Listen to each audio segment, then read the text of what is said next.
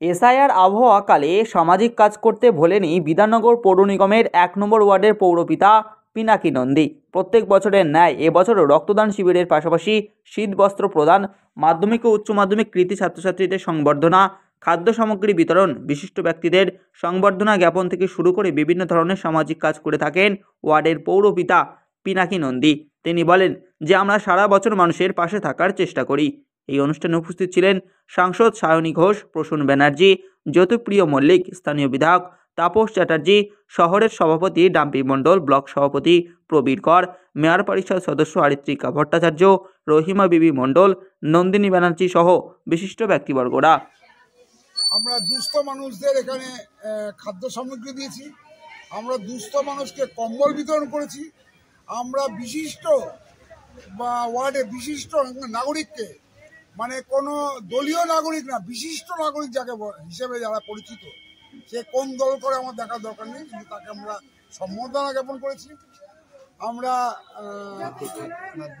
মাধ্যমিক, উচ্চ মাধ্যমিক, সিবিএসসি, আইসিএসসি আমার ওয়ার্ড থেকে যারা প্রথম দ্বিতীয় স্থান অধিকার করেছে তাদের আমি সম্বর্ধনা করেছি।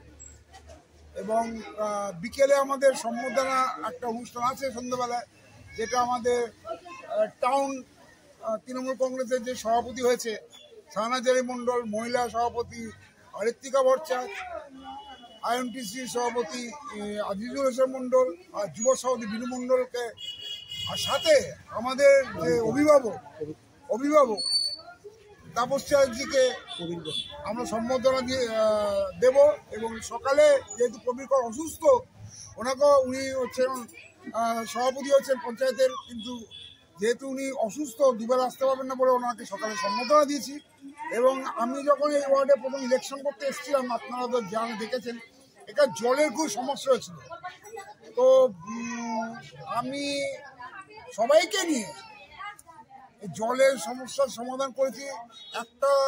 একজন এমএমআইসি তুলসী সিনহা রায়, আমাদের যিনি বিধাননগরে জলের ডিপার্টমেন্ট, উনি অসম্ভব সাহায্য করেছেন, তাকে আমি একটা আলাদাভাবে সম্বর্ধনা দিয়েছি। এবং কালকে জ্যোতিপ্রিয় মল্লিক, আমার প্রিয় প্রাণের বন্ধু, তার জন্মদিন, তাকে আমি একটা আলাদা সম্বর্ধনা করেছি।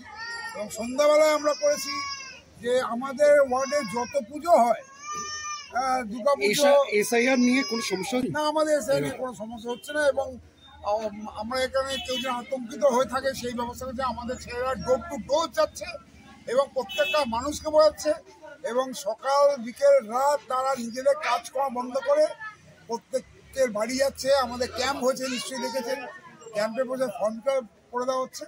এসআইআর নিয়ে আমাদের সেরকম কোনো সমস্যা আমার রোডে হয়নি। আর কতজন রক্তদাতা? 300+। আর কি বার্তা রাখবেন যারা যে সকল রক্তদাতা এলেন আর রক্ত দিলেন তাদের কাছে? তাদের আমি কৃতজ্ঞান। তো উনি আমাদের বিএলএ 1 হয়েছেন, এই বালেশ্বর সংসদে উনি দেখেছেন, আমাদের বিএলএ 2দের নিয়ে মিটিং করবেন, এবং যাতে আগামী দিনে কোনো সমস্যা না হয়, কারণ নির্বাচন কমিশন বিধি রোজ রোজ পাল্টাচ্ছে, যাতে কোনো সমস্যা না হয় সেটা উনি দেখবেন।